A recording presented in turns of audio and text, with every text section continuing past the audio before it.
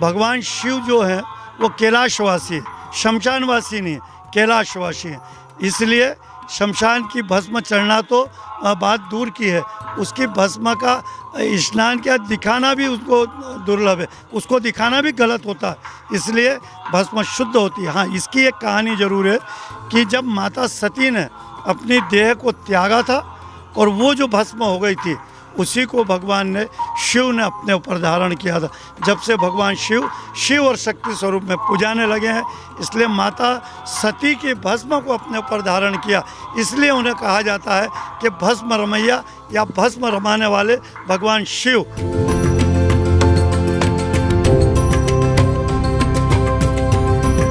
उज्जैन के महाकालेश्वर मंदिर में भगवान को जो भस्मी चढ़ाई जाती है, उस भस्मी को कहाँ से लाया जाता है, किस प्रकार की परंपराएं निभाई जाती है, कौन सी सावधानी रखी जाती है, आज इस पूरी प्रक्रिया को हम एबीपी न्यूज़ के माध्यम से दिखाने जा रहे हैं। लोगों के मन में एक किदवंती है कि भस्मी शमशान घाट से लाई जाती है, लेकिन सच्चाई क्या है, आज आपको कैमरे के सामने पूरी प्रक्रिया के बारे में हम बताने जा रहे हैं। कालों के काल भगवान महाकाल की भस्म आरती, भस्म रमैया भगवान महाकाल। विश्व भर में प्रसिद्ध है भस्म आरती। भस्म आरती के दर्शन करने मात्र से मिलती है अकाल मृत्यु के भय से मुक्ति। सावन के महीने में सौभाग्यशाली लोगों को होते हैं भस्म आरती के दर्शन। आपने विश्व प्रसिद्ध दक्षिण मुखी भगवान महाकाल की भस्म आरती के बारे में तो जरूर सुना होगा और देखा भी होगा। भगवान के भस्म में स्नान की कहानी अनादिकाल से चली आ रही है। भस्म आरती की भस्म को लेकर भी कई ऐसी किंवदंती हैं जिससे आज पर्दा उठने वाला है। भक्तों के बीच ये भी चर्चा रहती है कि भस्म शमशान घाट से लाई जाती है। विक्रमादित्य की नगरी उज्जैन में भस्म आरती के लिए प्रतिदिन एक न एक व्यक्ति का चक्रतीर्थ अंतिम संस्कार होना आवश्यक है। इन सभी चर्चाओं और भ्रम से आज हम पर्दा उठाने वाले हैं। भगवान महाकाल की भस्मी का राज पूरी तरह खुले इसके पहले जान लीजिए। तीनों लोकों के स्वामी भगवान महाकाल की 3 मंजिल में गर्भगृह में भगवान महाकाल विराजित है, जबकि धरातल मंजिल पर वह धुना है जो अनादिकाल से जल रहा है। पहली बार एबीपी न्यूज़ के कैमरे पर इस पवित्र धुने के दर्शन कर लीजिए। इसी धुन में गाय के कंडे और औषधि को जलाकर भगवान की भस्मी तैयार की जाती है। महानिवारणी अखाड़े को यह जिम्मेदारी मिली है। उज्जैन के महाकालेश्वर मंदिर में ब्रह्म मुहूर्त में भगवान को भस्मी से स्नान कराया जाता है। एकमात्र ज्योतिर्लिंग महाकालेश्वर है जहां पर भस्मी से स्नान होता है। भस्मी कहां से लाई जाती है, इसके अलावा भस्मी को लेकर किस प्रकार की तैयारी होती है, हमारे साथ विनीत गिरी महाराज जी हैं जो कि पूरी व्यवस्थाओं को संभालते हैं। महाराज जी, ये जो भस्मी को लेकर लोगों के मन में किदवंती है कि भस्मी जो शमशान से लाई जाती है और इस प्रकार की किदवंती है, तो क्या इसमें सच्चाई है और किस प्रकार की भगवान को भस्मी चढ़ाने के लिए तैयारी होती है? भगवान महाकाल की कृपा आप सबके जीवन में बनी रहे, आप सब सदैव स्वस्थ रहें, यही बाबा से आज के दिन में प्रार्थना करता हूँ। यहाँ तक भस्म को लेकर के आपने विषय उठाया है, बहुत सारी भ्रांतियाँ हैं लोगों के मन में कि चिता से भस्म लाई जाती है या शमशान से भस्म लाई जाती है, तो ऐसा नहीं है। भस्म हम लोग स्वयं तैयार करते हैं और उसकी एक परिपाटी, एक परंपरा एक लंबे समय से चली आ रही है। उस परंपरा, उस परिपाटी के अनुरूप ही भस्म तैयार की जाती है और फिर बाबा को अर्पित की जाती है। भस्मारती का तात्पर्य वास्तव में भगवान निराकार से साकार और साकार से निराकार, चूँकि ये पूरा संसार पहले निराकार है, फिर ईश्वर ने इसे एक आकार दिया और फिर सब भस्मीभूत होकर के पुनः फिर निराकार को प्राप्त होता है। उसी भाव को नित्य प्रति दर्शाया जाता है। महाराज जी, किस प्रकार से जो कंडे लाए जाते हैं या धुने में भस्मी तैयार होती है, उसकी क्या प्रक्रिया रहती है? किस प्रकार से उसको एक भगवान को चढ़ने के लिए भस्मी को बनाया जाता है? उसकी एक प्रक्रिया है जो कि हमारी परंपरागत तरीके से, चूँकि ये पूर्व से परंपरा रही है। महाकाल मंदिर की जो गादी परंपरा है उसे महानिर्वाणी अखाड़े की तरफ से देखा रेखा जाता है और भस्म चढ़ाने के लिए भी महानिर्वाणी अखाड़े के लोग ही उसके लिए नियुक्त होते हैं।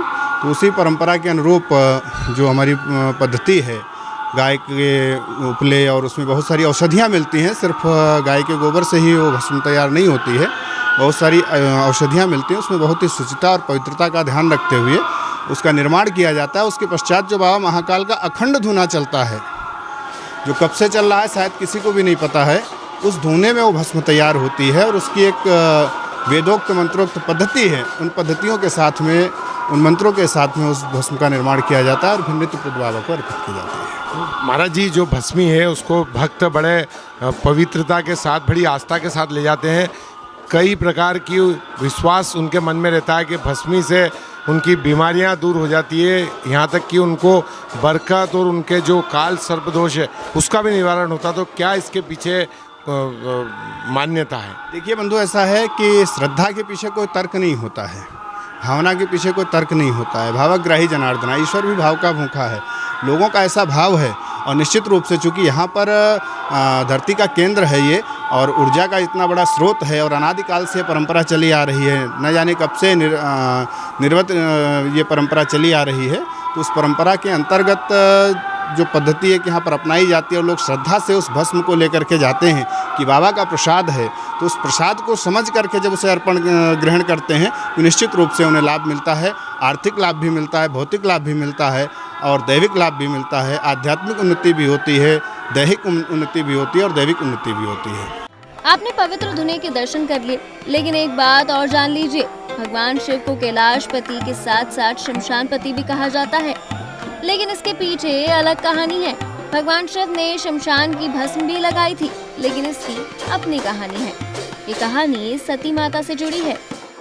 उज्जैन के महाकालेश्वर मंदिर में हजारों की संख्या में श्रद्धालु आते हैं, लेकिन भस्मारती का किस प्रकार की परंपरा है, कैसे भस्मारती होती है, भस्मारती के लिए भस्म कहाँ से आती है, हमारे साथ महेश पुजारी जी हैं जो कि पूरी जानकारी भस्मारती से जुड़ी बताने वाले हैं।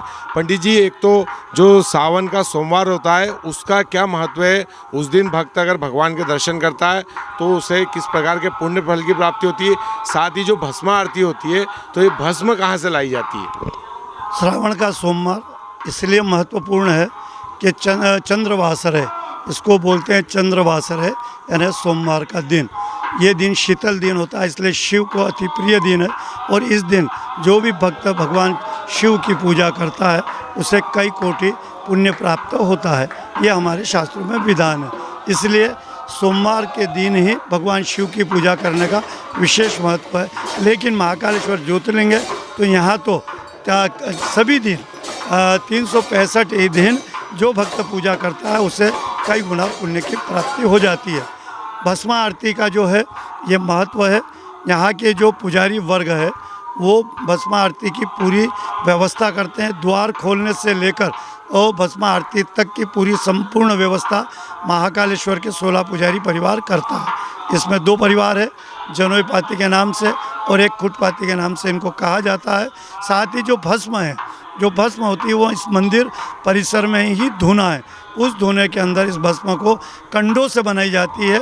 5 कंडे प्रतिदिन उसमें प्रज्वलित होते हैं और उसको मंत्रों द्वारा शुद्ध करके भगवान पर स्नान कराया जाता है। ये जो व्यवस्था है ये एक साधु समाज को दी है, महानिर्वाणी अखाड़ा को।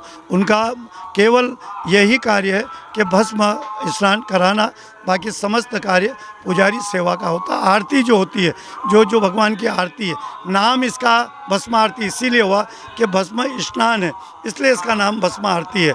लेकिन ये मंगला आरती है और ये आरती पुजारी वर्ग करते हैं, भस्म स्नान साधु समाज करता है। यहाँ का इसलिए इसका महत्व है क्योंकि दक्षिण मुखी है, दक्षिण की तरफ भगवान विराजित है।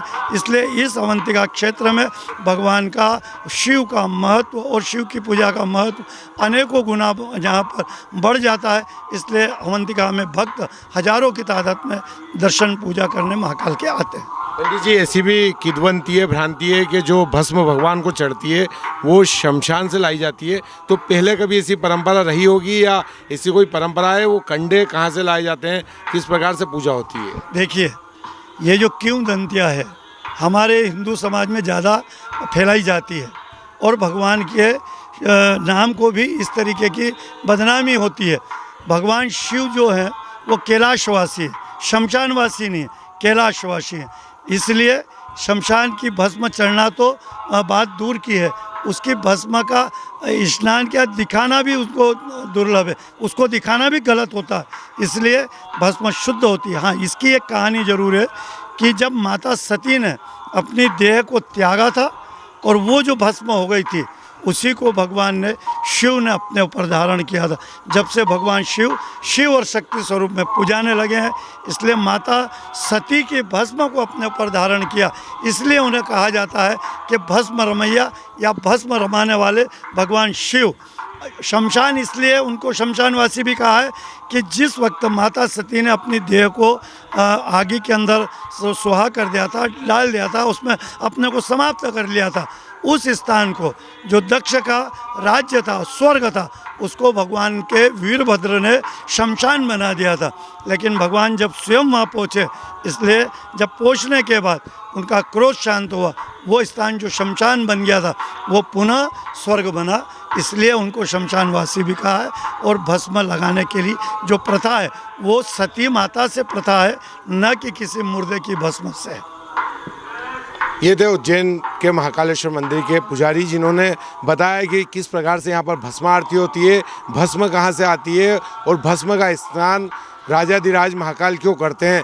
इसके पीछे पूरी जो कहानी है, जो पूरी धार्मिक परंपरा है, उससे ये पूरा मामला जुड़ा हुआ है।